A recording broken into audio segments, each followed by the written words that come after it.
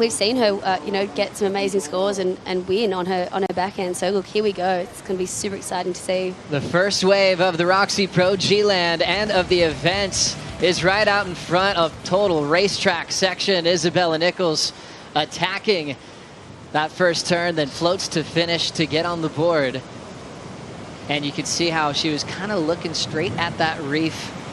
How much room do you have to really ride out of that finishing move before it gets incredibly shallow?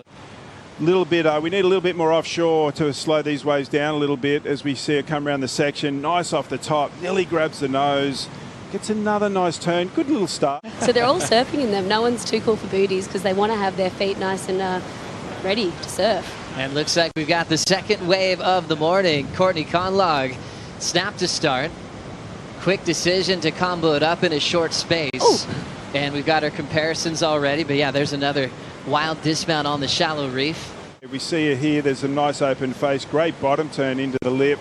Probably didn't last as long as she might have thought. But is that the same for everybody? Is it a wave that kind of takes some time to work out with your lineups and where you're sitting on this reef? More on that in a moment as we see a snap to start for Courtney C.Conlogue. Just a one maneuver section. 3-6-7 on her first combination, and that second wave there will put her in first over Bella Nichols. And it was all in a celebratory moment for C.Conlogue because she will be dangerous in the back end of the year. Opening ride for S.Gilmore here at the Roxy Pro. There's that smooth style, forehand or backhand. That's such a treat to watch in motion. Filling it in well, multiple turns, the most we've seen on a wave so far this morning. Hoping for a 7.5 early to go all the way into the lead. Another look from this angle, Laura. What'd you think? Yeah, this had that nice slow tempo that she was obviously looking for. A nice corner and, you know, just picking her sections and putting the board nice and vertical, ending it there with a nice, really tight snap. I love Steph on her backhand. She can get really nice and tight. So I think that's what she's going to have to stick to this year. As you can see, that beautiful view of Groningen Bay. All the way up to the top at Kong's, down at the Money Tree section, and they're safe all the way to the start of 2023 at Pipeline. They know that.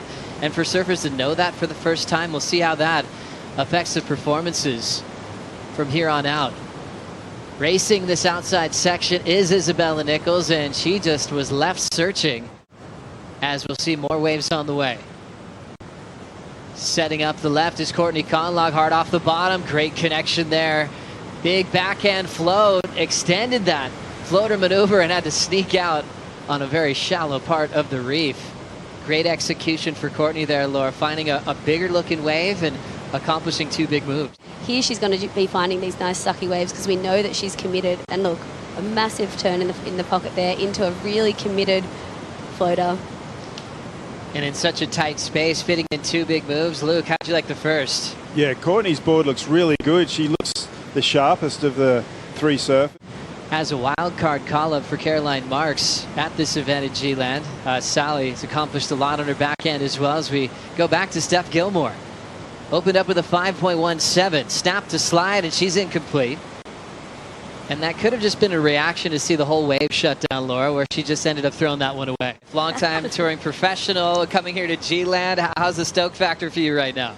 Oh my God, I'm in paradise. It's so good. And, you know, I even had fun walking across the reef, going out into that lineup. So good. It's not even sharp. Pretty good. Here we go. Here's the replay here. Late takeoff for Courtney. Getting around this one, it's pretty fast. She goes for that floater again and lands it, but unfortunately loses the wave. So one big move on the backhand. You see how quick this left is moving right now on the reef, but it was a pretty aggressive floater, something Courtney's famous for on tour. It can be a routine maneuver for surfers growing up, but it can be a very risky maneuver, especially over a shallow reef when it's really hollow. I was privileged. Here we go. Here's some live action. Stephanie on another wave. Clean sweep on the open face, and that style, incredible. Real smooth, doesn't look rushed. That second scoring ride could give her lead off Courtney in just a moment. Probably one of the favorites when it comes to a performance left over a shallow reef. Coming from Reunion and with her wins at Cloudbreak and Uluwatu, she's definitely one of the favorites to win out here. She is. She's always so impressive on big reef breaks, especially left-handers. She grew up on a left-hander. And looking at that condensed group of women that are here that have made the cut, all of them have won a World Tour event except the rookie Gabrielle Bryan. And it's like, what a competitive, competitive group, as we see Bella.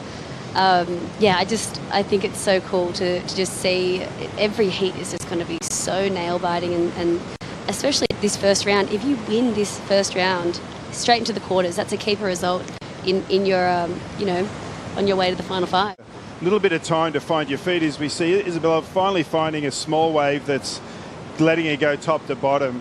Her other waves have been a little bit stretched out. It's just instant fireworks when you look at this condensed field that survived the cut.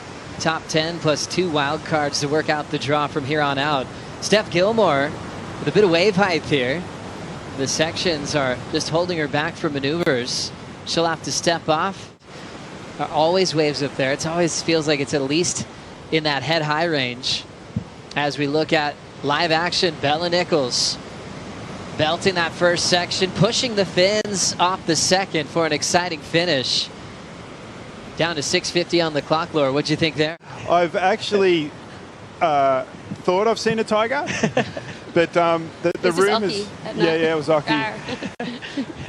Back to the tiger start in a moment. First turn for Gilmore, just a climb as she's down. Situation stays the same. As we see a paddle now with priority, Courtney will make sure she gets this wave off I.Nichols. Snap to start, throws it more vertically on the finish. She doesn't mind about that reef coming up. She'll just try to check to see where Bella might be sitting with 25 seconds to go. Let's have another look. It's a smaller wave, great bottom turn, a little soft out of the top. It gets a nice vertical hit. Yeah, it's going to be super close. Numbers now locked in for Courtney Conlogue, a 3.93. Not enough.